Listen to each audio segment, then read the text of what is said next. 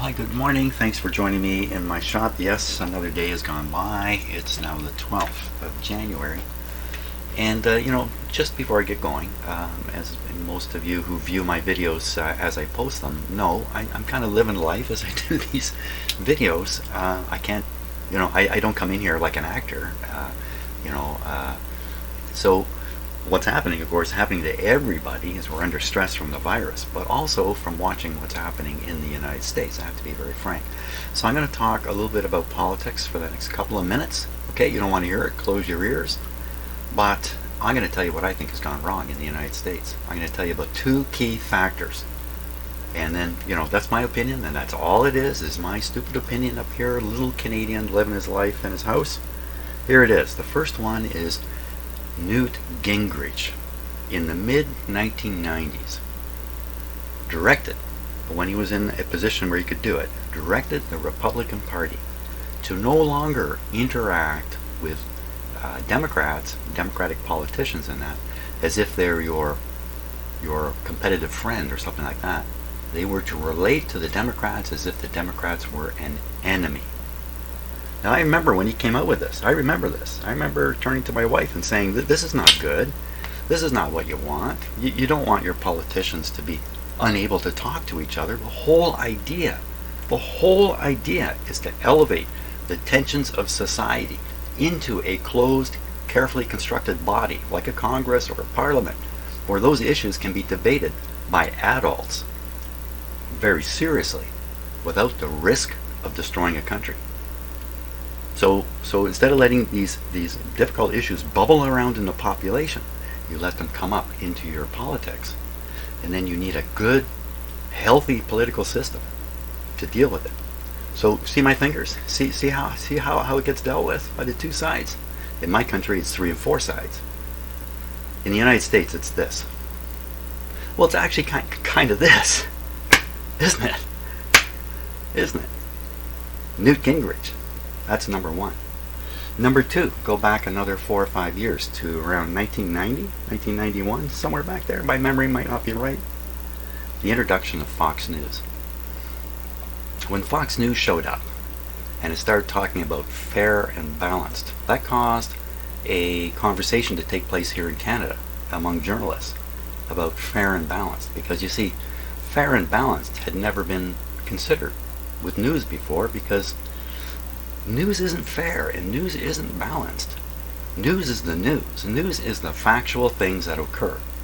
So-and-so said this on that date. It's just a fact, okay? You can't, there's no fairness in it and no balance in it.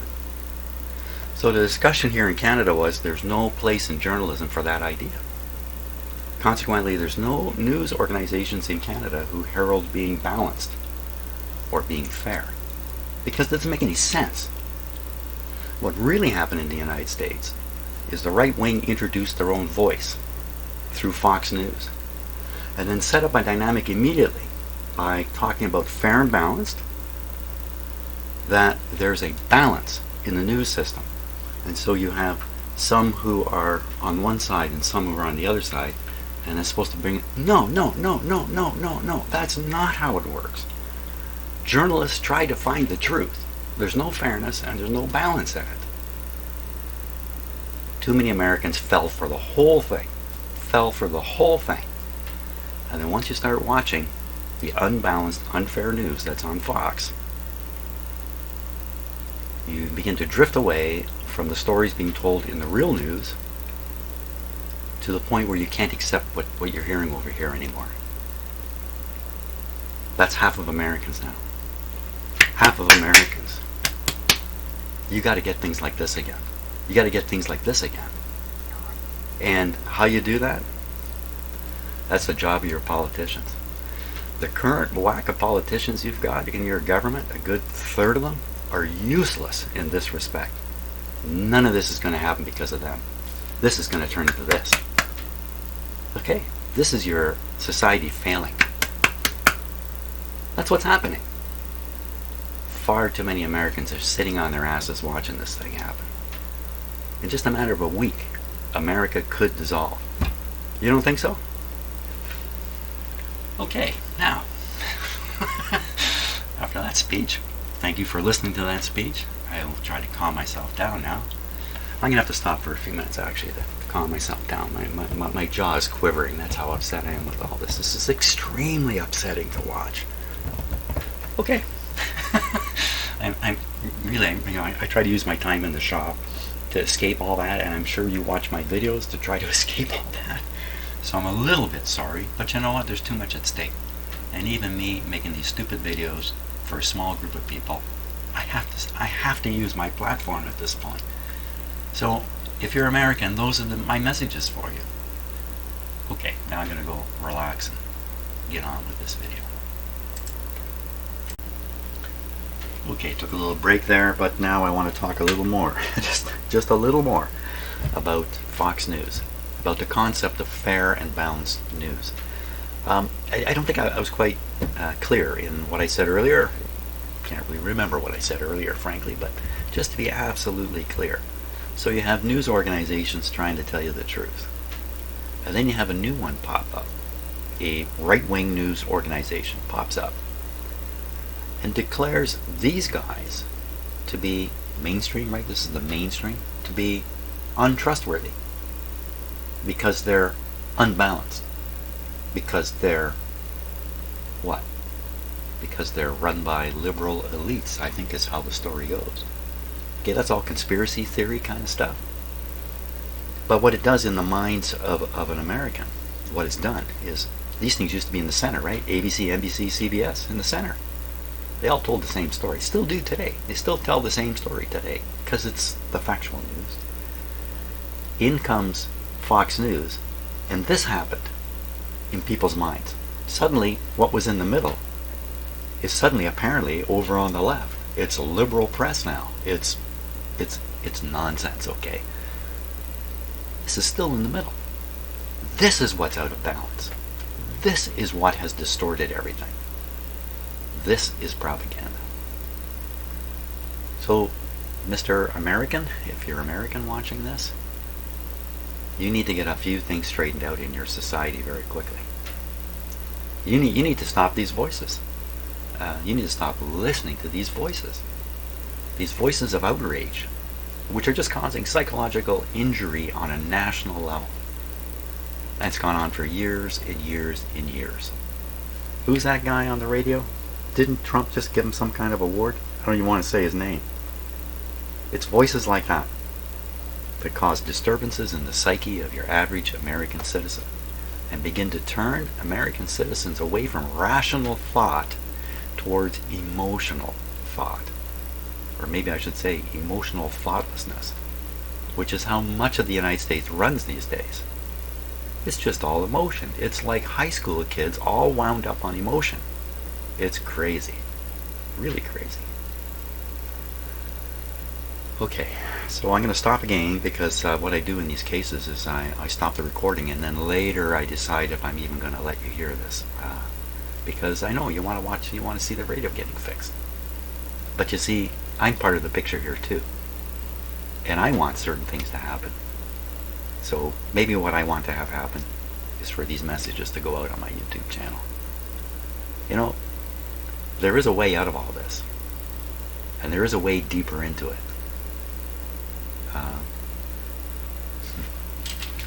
Yeah. Hey, same stuff not happening here in Canada or other countries for the most part, for the very, very most part. What we're watching is an American cultural event.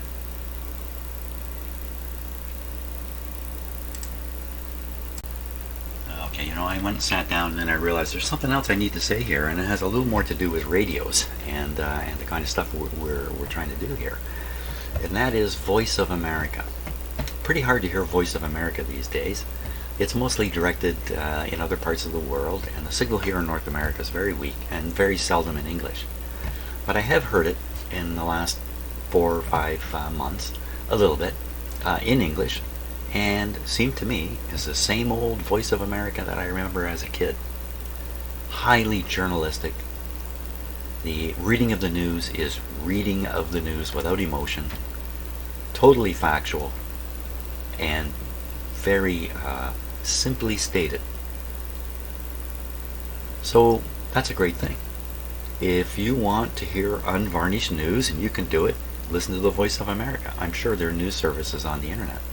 But wait a minute, maybe you better not do that, because it's just in the last few months, Donald Trump figured out what was going on. And that truth was being spoken on Voice of America. The truth being that he's a lousy president. And so what did he do? Chopped the heads off, stuck his own people in, and they cleaned house. In the last few months, numerous people have been walked out of Voice of America. Numerous editors and all that stuff. Voice of America, under American law, is independent. The American law actually forces independence into Voice of America. Donald Trump stomped on that. Now what's going to happen next to Voice of America? I don't know. I don't hear it very often. I don't go looking for Voice of America. Maybe I should. I'm pretty happy listening to Canadian news when I really have some doubt about what's going on. But so let's just hope Voice of America comes back. You can bet that there are people all around the world depending on that news service to hear the truth about their countries, because they're not sure they can believe what they're hearing in their own countries. So they listen to international news. At BBC, CBC used to be on that list. Voice of America certainly could be in that list. Well, maybe not anymore. Right? Maybe not anymore. Okay. This is like 15 minutes into this video, and I haven't done a thing about this radio. So let's do some stuff about it. So far I have found absolutely no apparent reason why this radio will not, why the oscillator in it will not oscillate on the higher bands. I did ohm out these coils earlier. They all appear to be good. An interesting thing here, I guess you can see it there in the camera. See these two wires coming up from this tube socket? Now, these two wires are energizing a fine wire. You can see the heavy wire here, 3 turns of heavy wire, what you probably can't see in the camera, unless I take a moment to get a little closer, because there's a very light turn in between. Very light turn. And that's hooked up to these two terminals. And that's a feedback from the output of this oscillator. Now, this is the AM coil. This is the lowest frequency coil. And I believe what they're doing is they've had to closely couple the feedback to make the oscillator oscillate so at such a low frequency. I think that's what's going on here. The other coils do not have a tickler coil. We can call this thin one here a tickler coil. They don't have that. They're physically close though. Some of them. The highest frequency ones are way back here. Probably, and the signal in here is present all the time. It's all the time. It doesn't matter what band you're on. The signal, the oscillator signal, is in this coil. This coil is not being used unless it's the broadcast band. So if we're up on these ones in the back here, they're far from here. I wonder if this set is able to oscillate because this tickler coil is tickling these too. I don't know. You have to cut this wire off and see. And where's that leading to? I don't think it's leading to anywhere too helpful. And in fact, really what it's saying is, hey, I'm an oscillator that has an easy time on the higher frequencies. It's the lower frequencies where I need something like this to keep me oscillating.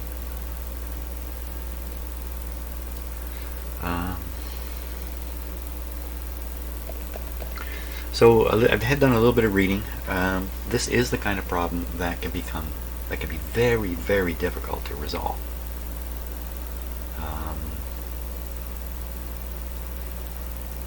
But something has to be out of sorts. So I've already looked at these fancy capacitors here.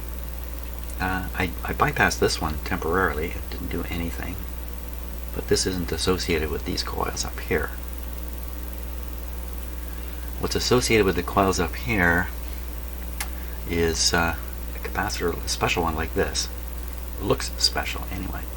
I think these were probably manufactured specifically for this radio. They have very, very specific capacitance in them.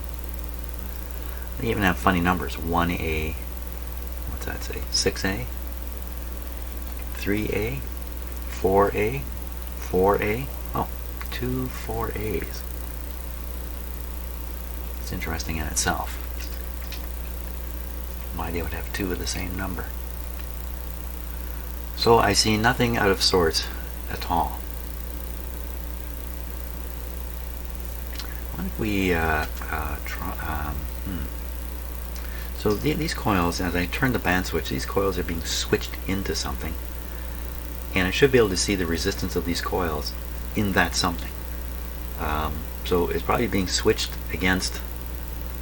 It's going to be switched against the capacitor, the big tuning capacitor, but it must be reflected down here in the oscillator too. I must be able to hook up somewhere on the oscillator with an ohm meter, switch through the bands, and read the resistances of each of these coils.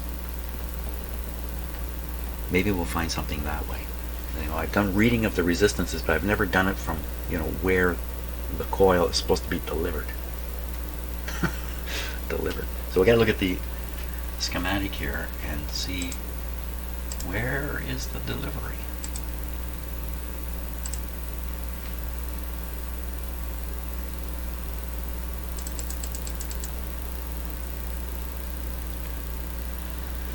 Okay.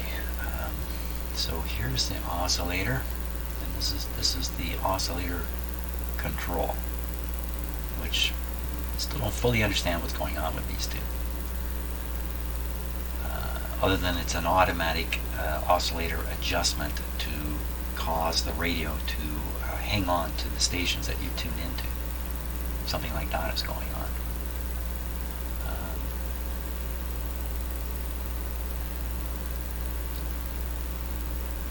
Now I'm trying to remember why am I even looking at this? I can't even remember. Because I wanted to look at where I could hook up an ohm meter that would ultimately be on either side of these coils. So one side of the coil is being switched onto here, right here.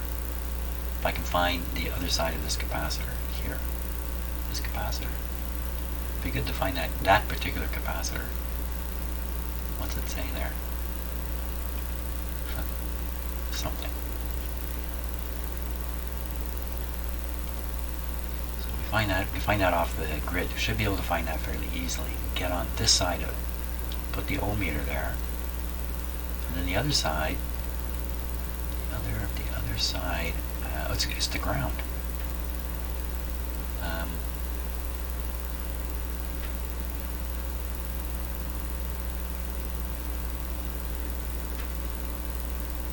That should be it. Put the ohm meter from here to ground, and then switch through the band. See what happens. So we should find a resistor and a capacitor hooked up to this. This is probably grid. Well, I don't know. What? It's a grid. Well, there's only 3 grids. Okay, so this is the signal grid on the 6J7. Do they give us a hint on that somewhere? Signal grid. Yeah, maybe they do. 6J7 oscillator grid. Here. Looks like it says something like something milliamps on a grid. I think in an oscillator it's common to have grid current. 6.4 volts AC. That's a heater. Plate. This must be plate, screen. So that's got to be it. 1, 2, 3, 4, 5. Pin number 5. So what am I doing now? So I got pin number 5, which is this one. So I got to find the capacitor off pin number 5, connect it on the other side. Okay, I got it. So we find pin number 5, and then hunt down a capacitor coming off it here. Oscillator, pin number 5. 1, 2, 3, 4, 5. 5 is grounded. Is it? Yeah, that 5 is grounded. Oh, look! Look! Huh! This capacitor is disconnected. How did I miss that? Oh my gosh. There you got it. Okay, that might be it. That might be all it is. Son of a gun. How did I miss that? All the poking around I've done.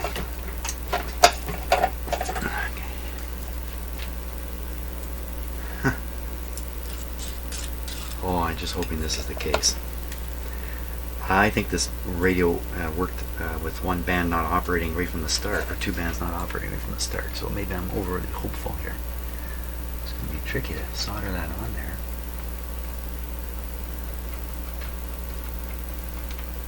It's a little tiny tidbit of metal of the old, it's pretty hard to solder onto the chassis because the chassis is going to drain the heat away so fast I never get the temperature up.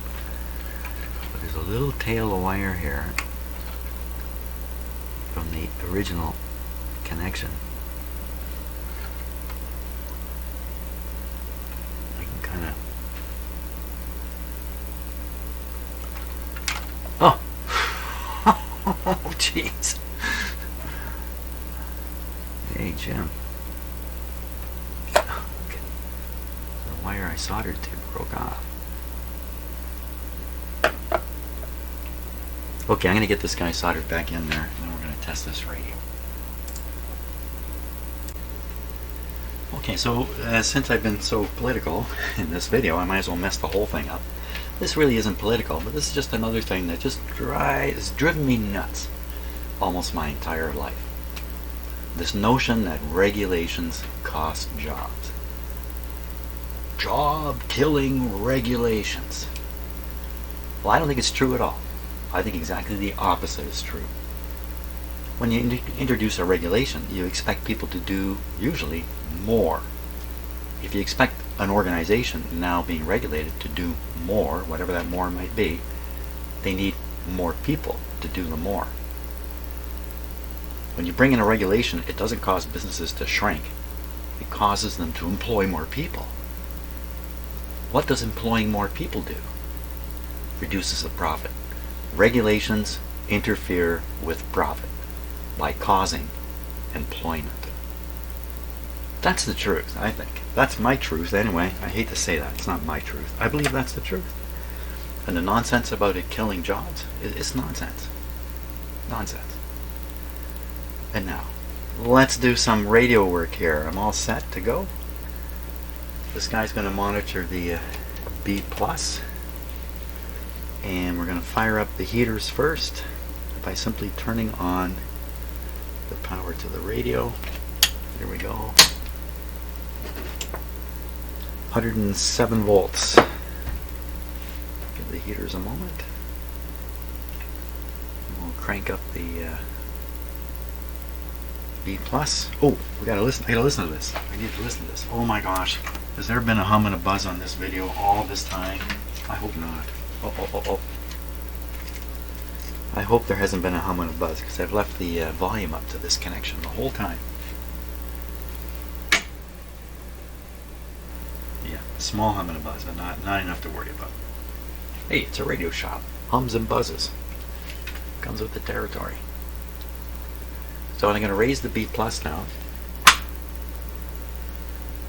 Watch this meter. Will give us a B+ number, an accurate B+ number. Here we go. And we're heading for like 150.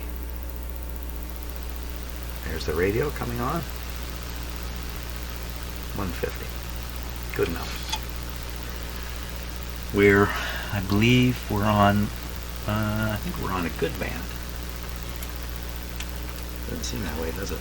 Did I just kill the oscillator completely? Okay, so let's go to, this is the broadcast band. It appear to be working fine. Next band. Okay, that seems to be there. I can hear this. Okay, something happening here. Next band. Yeah, pretty. Oh, so I can hear something there, some kind of interference being picked up. Again, if you can tune things in and out, the local oscillator must be present. Now we'll go to the next band. Well, still dead silent. Oh, what was that?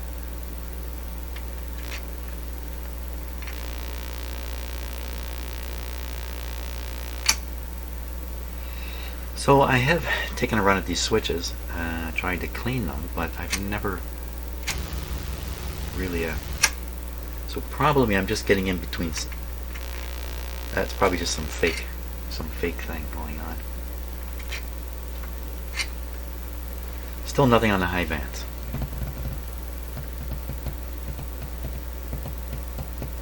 Darn it! I really thought that was going to do the trick.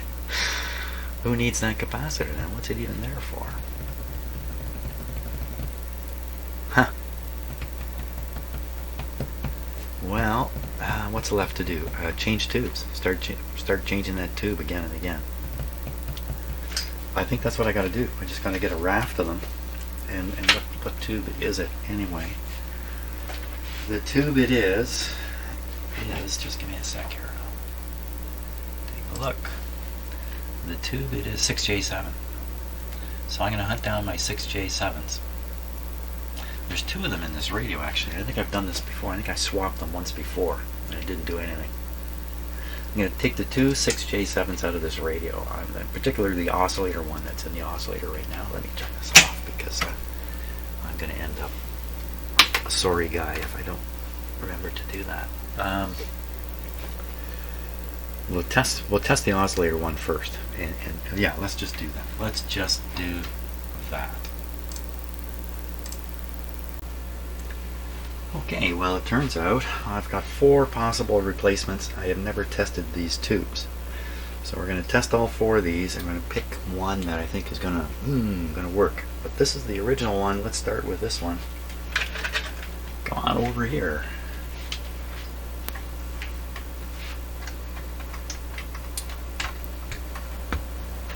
So this guy's already set for a 6J7. Let's double check.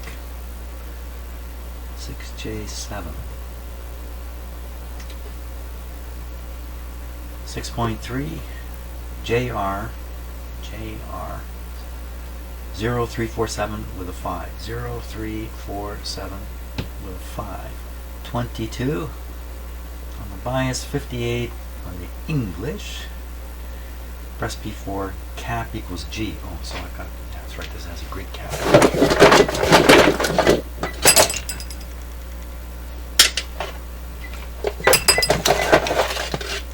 For some reason I have a saw back there.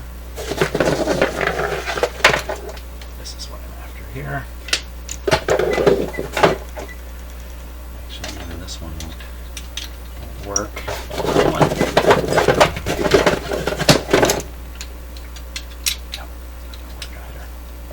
Hey, what's happening? I gotta find a cap. Okay, the best I can do is a big clip lead right now, so we'll do that. So the proper post here is missing. So that little wire sticking out is the grid cap. It's kind of a crummy arrangement, but should still do the trick. Okay, short test. This wire. That's a little better. Short test. So there's no flashing here at all. That usually indicates it's a dead tube. Oh, there's a little bit there. Yeah, it's probably a dead tube. Just change the lighting a bit here. Okay, P4 on a 6J7. We should get 770 at least. 1200 is typical. 770 is only here, so I'm going to get up to here. Wow, that just went backwards. I have the feeling this grid cap thing's not working right. I have the feeling. I don't know if I've ever seen one go backwards. This is the tube we had in the radio. Yeah, I'm not sure this is working out properly.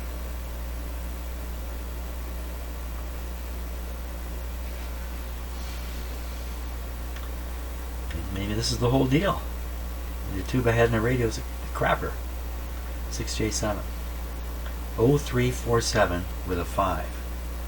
0347 with a 5. 22. That's 22. 58. So if we do it on English, then you just read good and bad. It's going the wrong way. Well, let's try another 2. I've never seen that. That just does not sit well with me. So this is a 1620. 1620. So what I read about this is a 6J7, and on the production line, when the 6J7s came off the production line, they would test them, and those that fell into a low noise category would then be rebranded 1620 and sold as a low noise version of the 6J7. They get more money for the same tube. Basically, that's what they're doing. Yeah. More money for the same tube. 6J7. We try again.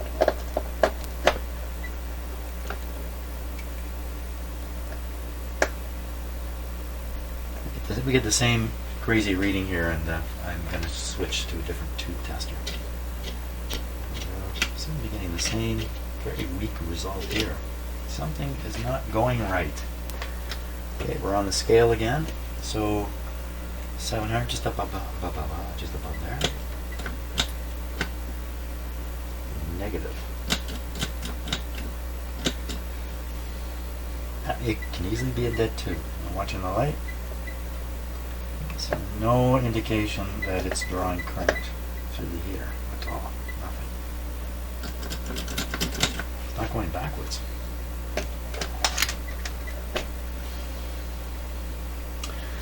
So we're going to call, so that's 2 that have come out bad. We're 0 for 2. 6J7 in small green print.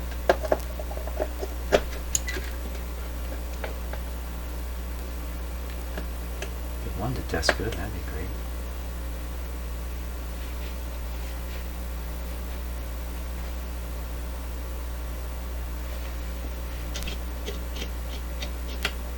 Okay, very weak response on that.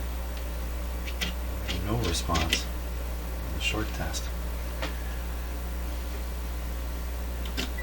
It's going backwards again.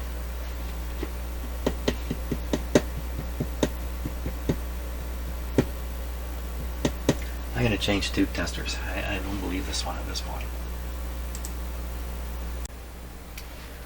Okay, so we're going to try it in this tester. Now this is a different type of tester. This is an emissions tester, basically testing the cathode for its ability to conduct, or just to emit electrons. Emission, yes, emit electrons. This is the tube out of the radio. I already have this set, but let's just double check. 6L7. Okay, 6.3 volts. A1236. A1236. 459, 459, 25. And the test is to push W and Y. There's a cap. There's no instructions for putting this on, but I think you just automatically do it. You wonder what that red light is. Never noticed that before. What's the red light? I wonder if that's a short in the heater or something like that. Oh, we gotta go on. Oh, the red light means it.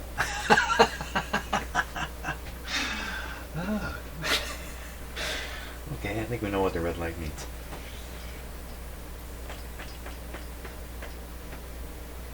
You know, I have to be the comedian and the audience at the same time here. Here we go. Watching this light. So that's normal flashing of the light.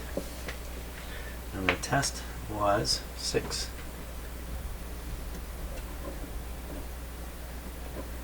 Hey, what happened here? Did I move that far? I guess it did. 25? Yeah. 60. Wow.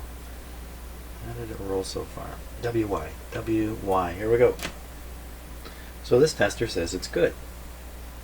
My other one was going berserk on this. So I'm going to run all 5 tubes through this tube tester and make a chart of the result and see what that tells me. So I'm going to get that done.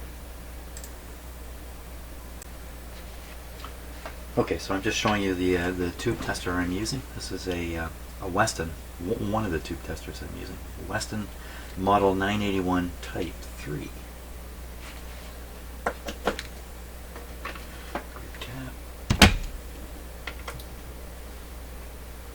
So this is more than an emissions tester. This is also a dynamic tester, or a mutual conductance tester, or a transconductance tester, or whatever you want to call it. What do they call it? They call it a mutual conductance tube checker. Okay, so we're going to check for leakage. Leakage shows up on the meter on this one. No, not leaky at all. That's a short test basically. And before I hit the switch, let's just double check here. Signal level 2, 31L, 17342. 17342 0610 0610 40. Good. D rate 800. So a good, so the reject point, like a barely good tube, would be just where my finger's pointing right there. Here we go. Way over. So the actual number there is 1,150. 1150. So I'm going to mark that down in my book, my chart. Right here on the Weston.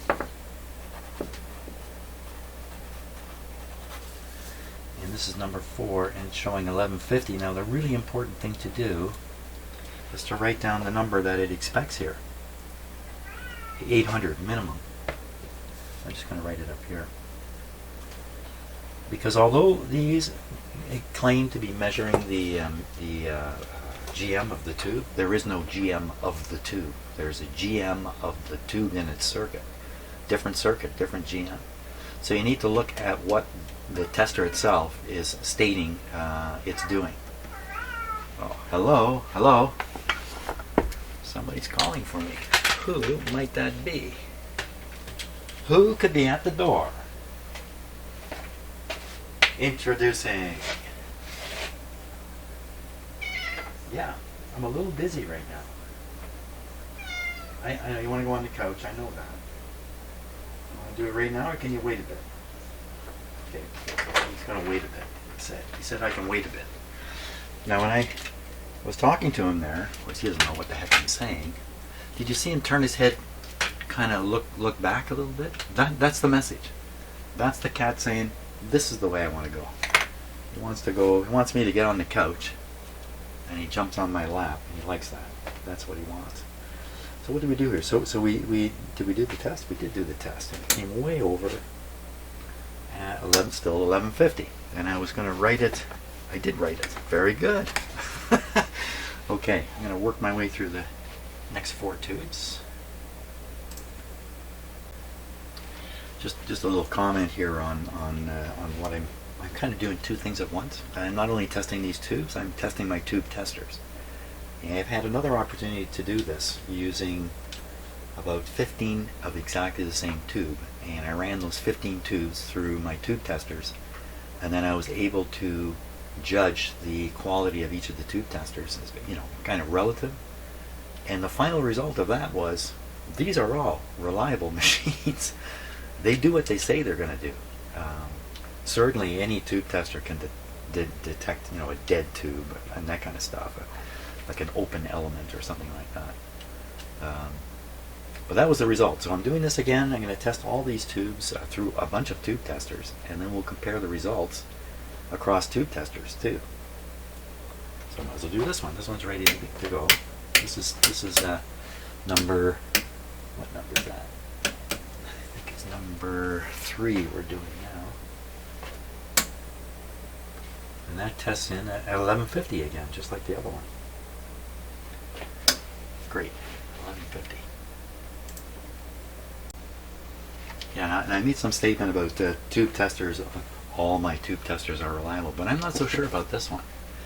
So this is the kind of tester that say a TV repairman would carry with them into your house, because it's so small and so simple.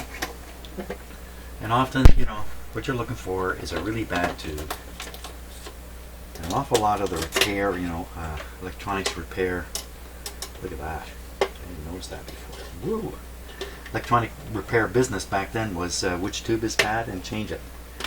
And that's kind of what it amounted to a large degree. So this guy looks like he's seen a lot of use. Now, I don't know if you can see it. There are letters scratched in here because the original lettering is gone from this control. So the way this works, if I remember right, first we drop that down. Put this clip up here. And then you look through this rather beat up book for 6J. G, H, oh my gosh, H's all ripped up here. That's okay, this stuff can almost always be found. H, I, J, H, still H, H.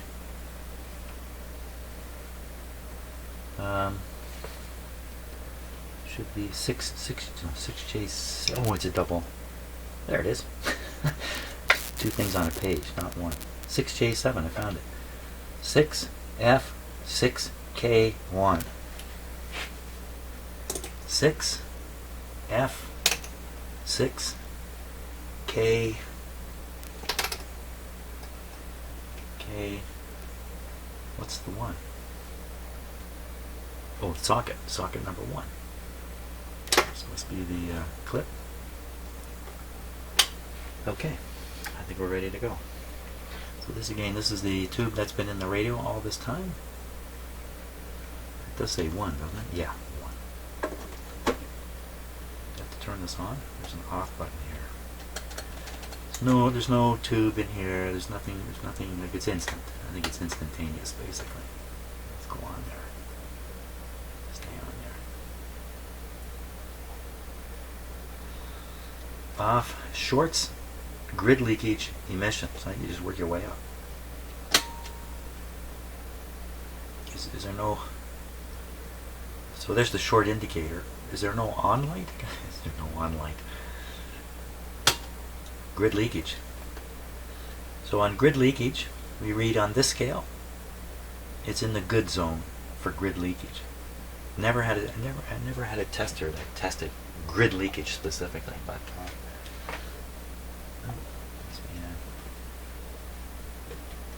and now emissions.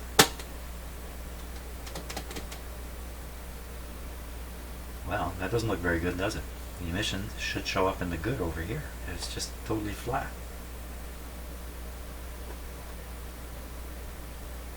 How come? Doesn't feel like it's warming up at all.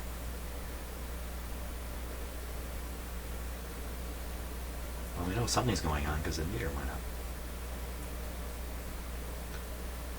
As I say, I don't have a lot of experience with this.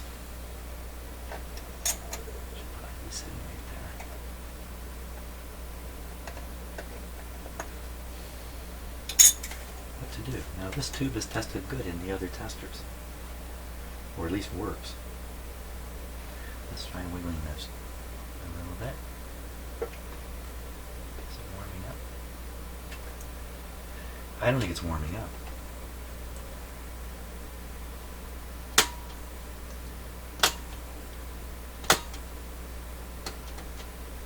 Well, I am testing the testers, aren't I?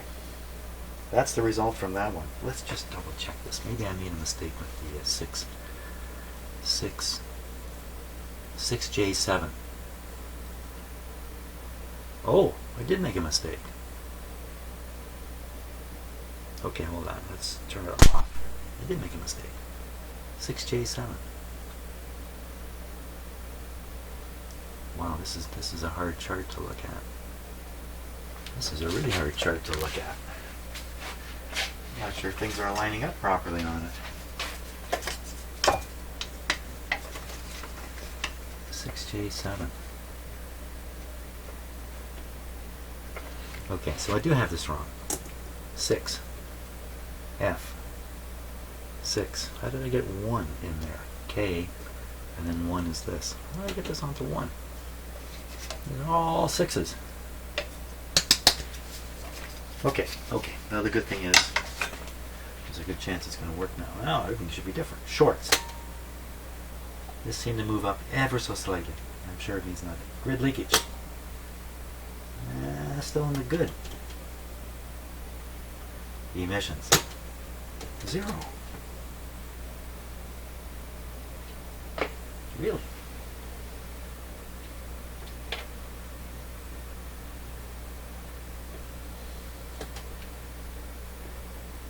Well, maybe I shouldn't be using this tester at all.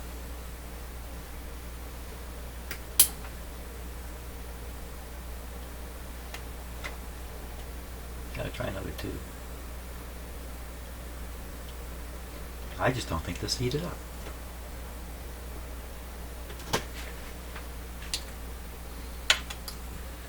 Number 1 here. Here we are. Socket number 1.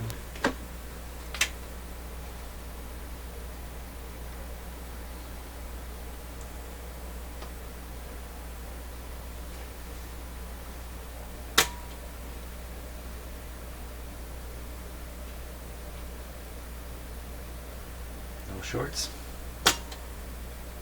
Grid leakage meter's going up higher. This is an unusual test. I shouldn't say it's an unusual test. It's just funny that this is the one they brought out on this machine. Yeah, you know what? I'm not going to rely on this. Now, I tried this on some other tubes. It seemed to work fine. Could be something wrong with this particular socket. Who knows? I have such better quality machines. I'm not likely to use this one. Maybe if I get on a house call. Take this with me. Hey, you can sell tubes with this one, because I think every tube you test is going to come out bad. You make lots of tube sales.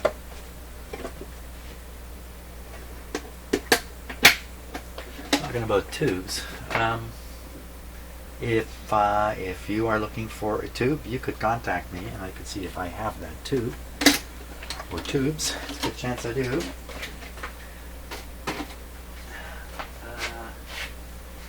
Well, what's next? A big honkin' tester that I can't even remember how to use it. I'm going to have to remind myself how to use it. Let's get it out. Okay, next big monstrous tube tester. This one I've had for years. I had it in my garage. I thought it was a piece of junk, and then one day I thought, well, why don't we see what we can do with it? I was actually stealing the knobs off it for other things. Brought it in, started looking into it, and it turns out this is actually a really good tube tester. But I'm not all that familiar with it. Now right now it's switched off. So we will hopefully find it on the roll chart here. 6J7. Oh boy. I don't know.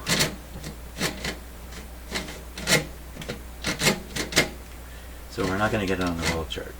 So I do have other information that I can look at for this. So I'll get it all set up and then we'll give it a run.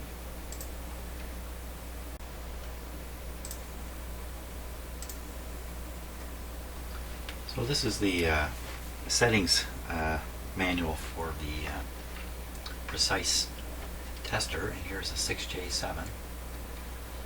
And so, like all testers, this has different settings across it here. Just run through them for a minute. 6.3 volts for the heater. Notice there's 2 tests for this. There's the test on this line, and then there's another test here. So these are our settings. There's 3 rows of buttons to, or knobs to turn. So 1 row, 2 rows, 3 rows. For volts, you actually operate the bias control watching a meter, and you set it to this exact voltage for volts. Why doesn't this have a volt down here? Looks like they don't bother with it. Very engineering way of doing this. So they just don't rewrite it down here. They let you know it. Yeah, quite the engineering document here. Let's get back on where we are. 4 volts. This is the you see here. This is the GM expected to be read in this tester. This is not the GM of that tube. It's the GM of that tube in this tester. short. So you can find a short on 2 and 7 when you do the short test. It has a cap. It's a grid cap. First test is a heptode. This is a 2-part tube. Oh, whoop, I'm reading the wrong one, aren't I? Get back up here. So it has a grid cap, and that's about it. So this first test is the measurement of the mutual conductance, or transconductance, if you like, the upside down resistance that the tube represents. The asterisk means this is the key test, not the emissions test, which is done down here with slightly different settings. 15. So there's 5 knobs on here, and I think the 5th one has numbers on it, and so you set the 5th one to this number, I believe. I believe that's what's going on. And this is kind of interesting too. Here you're applying a certain voltage to the tube. Here you are supplying a current to the tube. I guess this is 300 milliamps. Okay, so I'll get it set up for this first row here. So it's been a while since I've used this particular tester, so I want to make sure I got everything correct. I'm just going to go over it. So 6.3 for the first test, 6.3 volts, then EGGG. EGGG. So this actually sets the scale you're going to use on this meter. This is and next is 06432. 06432, and then the next set is 05210. 05210. Okay, now we have a short test control, which will be running. This is not on. Look. Look. This is not on.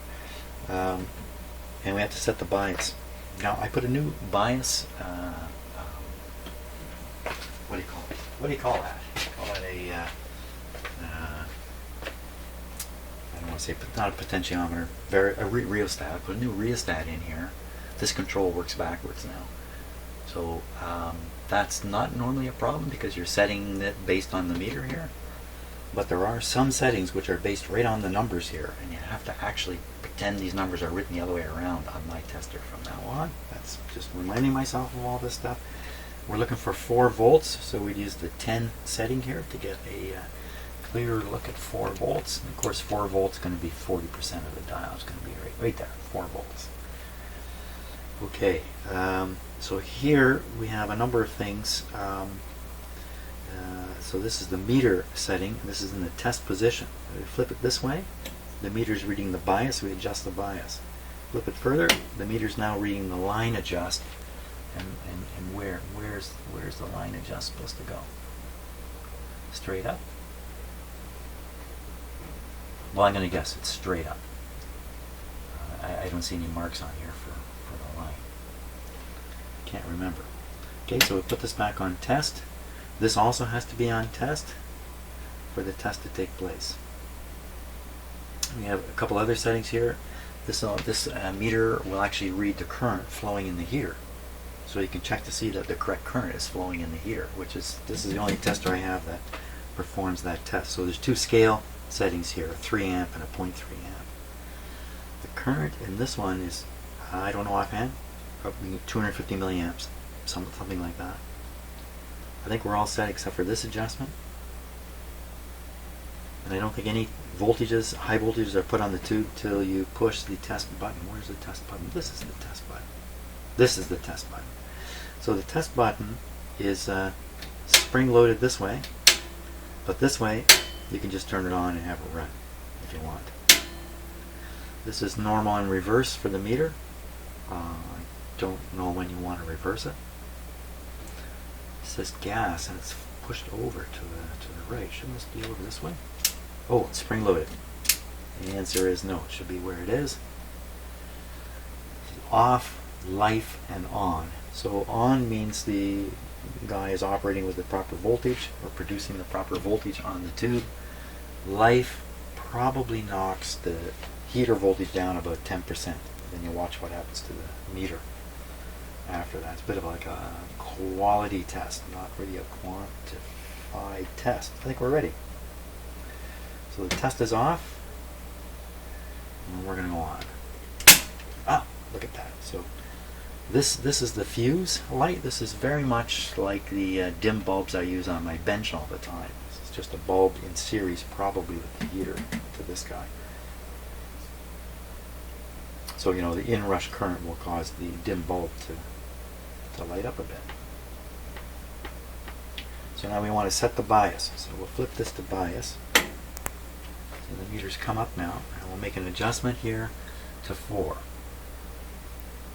And the control is working backwards here. So I'm set on 4 volts. 4 volts bias. This is also the only tester that actually tells you the bias it's putting on the tube. We'll check the line voltage. So I'm going to guess it's supposed to be in the middle, like that. Seems to make sense to me. Bias now will have dropped a wee bit. It has. So we'll jack up the bias a bit. 4. These testers aren't the most stable machines, so if you plug in different tubes that draw different currents through the heater, the voltages in the rest of the machine may be thrown off because of the variation in the draw on the heater, just varying the whole thing. So good to keep an eye on the line adjust if you're looking for some precision. So we will now put this in the test position, but I am not running the test because now we're going to do the shorts. Here we go. And it's supposed to be, shorts should appear at 2 and 7. 2 and 7. There we go. And the short light, where's the short light? Where's the short indicator? Well, we're going to know in a moment, because when I get to 2, it should, whatever's going to happen is going to happen. 1, 2, short light, there it is. 3, 4, 5, 6, 7, 8, 9, 10. Back in the test position. Test position, now we're ready to test the tube.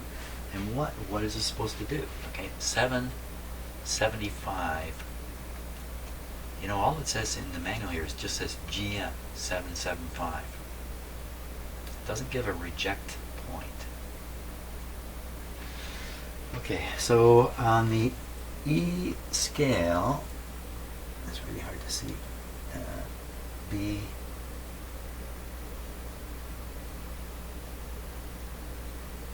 How do you read this? E scale.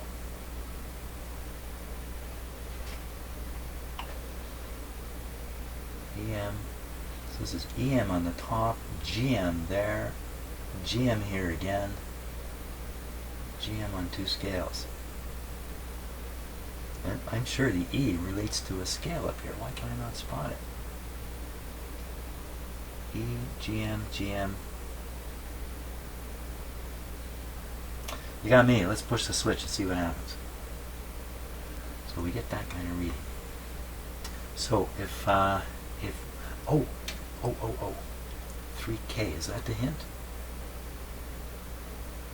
No. Huh. Okay, we'll put it back on test here.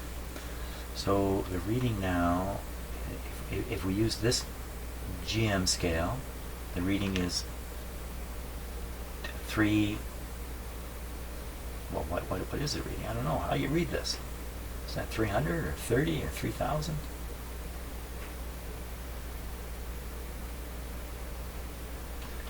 .3K. So I think it's saying the 3K scale. So is there a 3? There is a 3 down here under the GM. Oh, look at this. So GM, there's actually 4 scales. 20, 8, 6, and 3. And I bet you those numbers show up here. 20, 8, 6, and 3. Okay, good. Now I know what I'm doing. 3. So on this lower scale, come around, and it's just above 5. Well, what is that? The actual number written there is 0.5. What's that mean? 0.5 GM in thousands. Ooh, you can't see that little hint there. There's a little hint written right there. Okay, just there. GM in thousands. Okay, so we multiply by 1,000 to get the transconductance. So if we multiply this by 1,000, we're multiplying basically 0.5. So 500 is what we're reading here. 500, and the expectation is 775. 500. So I'm going to write that number down. I think this kind of shows you why I don't use this tester all the time. It takes a long time to set up and do a tube test. A long time. So I should write here, this is the precise, with a name like precise. And this is the red number 4, and the reading is still there. It's really 0.55. 550. So we'll write 550, and the actual desired number is 775. I'll write it up here. It's interesting that this number and this number are pretty similar. I can't remember what it was on the start. Okay, so I'm going to test the other 4 tubes. Now that everything's set up, it's kind of easy. And we'll see what we get.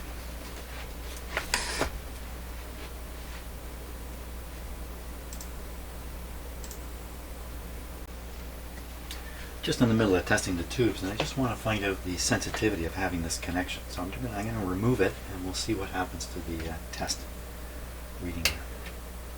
So it clearly makes a difference. That's all. That's all I just wanted to prove. So I'm back to the Stark tester. This is tube number 2.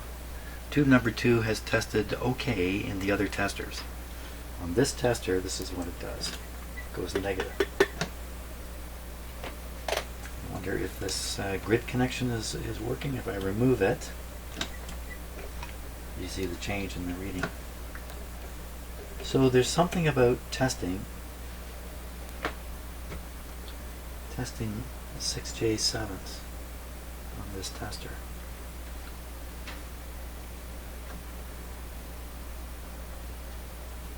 (22 and 58). 22 and yeah. This only matters if this is set to English for the good and bad. Also, so there is something about this tester. There's something about it. That tester has never let me down until now. So the tube I have in the tester now is the tube that consistently has shown the best result in my testers. It's the first time I'm testing this one in here because I quit the last time. Just watch it short right there.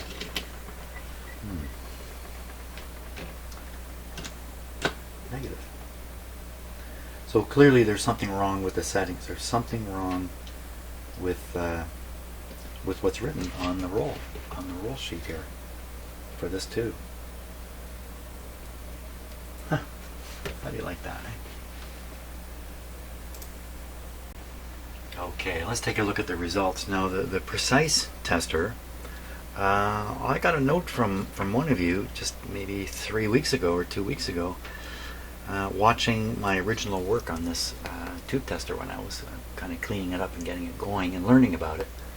And he's pointed out that in the information I was using there is a typo, and I can't remember exactly what it was. I think it was some kind of a test resistance they put in during the calibration. I can't remember, but something was out of sorts, and that means that I've calibrated. There's a good chance I've calibrated this tester incorrectly. So relatively, it should still work the same, but I don't know for sure that it's incorrect or not. So let's take a look at what we've got here.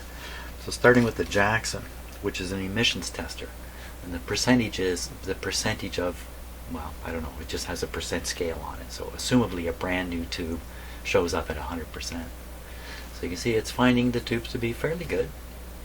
80%, I wouldn't throw a tube away at 80%, but it definitely detected this one as nothing. This tube gets warm, so the heater is somewhat okay in this tube, but something else must be wrong with it because I mean it's zeros all the way across. So when we come down here, the Stark showed in any tube that operates a negative result. So there's something wrong here for sure. Weston aiming for, like if it's under 800, throw it away. Well, you can see 1150, 1000, 1150, 1225. So we say 90, 80, 85, 97. It's really exactly the same pattern. And the 90 and the 85 may just be me when I looked at the dial. So these are patterning exactly the same. And come over here and look at this one. You can go up, down a bit, up, way up. Up, down a bit, up, way up. It's the same thing. This one, a brand new tube. No, this is the reject point. Oh, let me just take a quick peek. I still have it here on my computer screen. I thought I had it here on my computer screen. What happened to it? Here it is. So that is the, and what am I concerned about? What is that? GM. GM. Well, I can't remember what my concern was here. What happened to me? So this is a GM value, and this is a GM measurement value. And you see how different they are? So this is about double this, double this, double this, double this. So this guy's reading about double what this one's reading, but the target is almost the same. Oh, I know. I wanted to see if that was a reject point. You know what? It doesn't describe it as a reject point. It just says GM. Whereas this is a reject point. So this is a fair bit above the reject point, and this is a fair bit below the, what I assume is a good tube point. I have to look in the manual to find out for sure whether this is a reject number or not.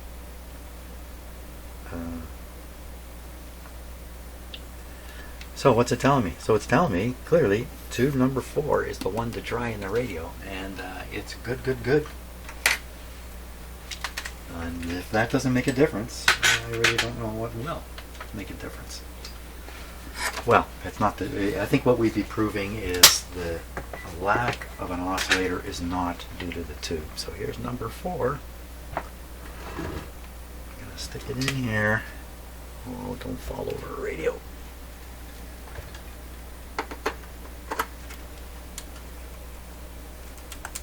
Okay, put the cap on.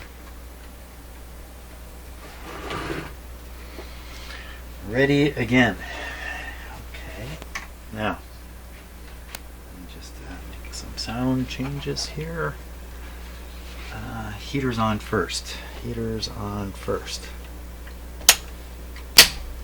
Heaters are on. Headphones on next.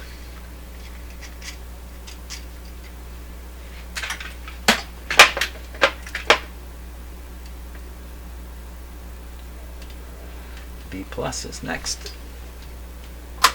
What band am I on? Am I on the broadcast band? Volume up a bit. Okay, volume. That's a hum coming from here. Okay, up with the B plus. Oh, let's make sure our B plus meter is telling us something. There we go.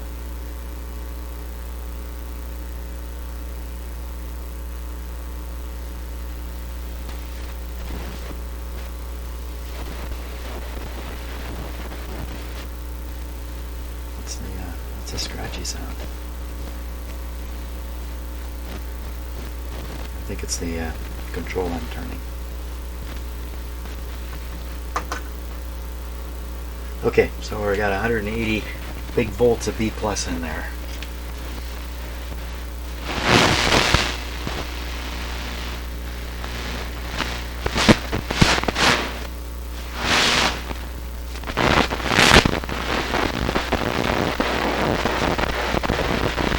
Jumping.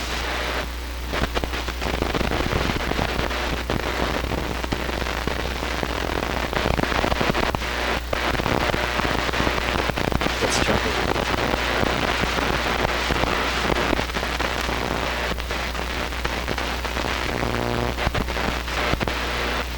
Not sure.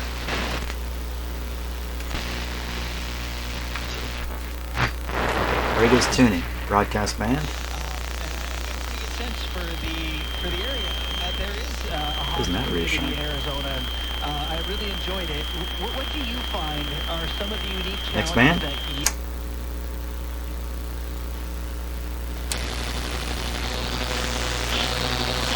Something happening? Next band.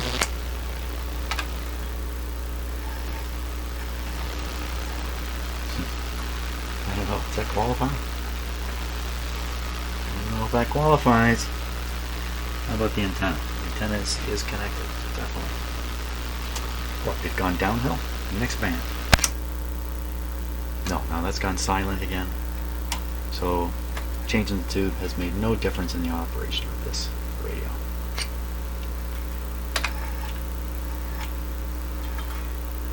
Okay, you know what I think I need to do now? There are two tubes that work together to control the oscillator. You know what? That automatic tuning feature only works in the broadcast band, I think. So it can't be an issue up here in these high bands. I don't know yet. I don't know what it is. It's something, though. It's something. Thanks a lot for watching, and tomorrow I'll carry on with this guy.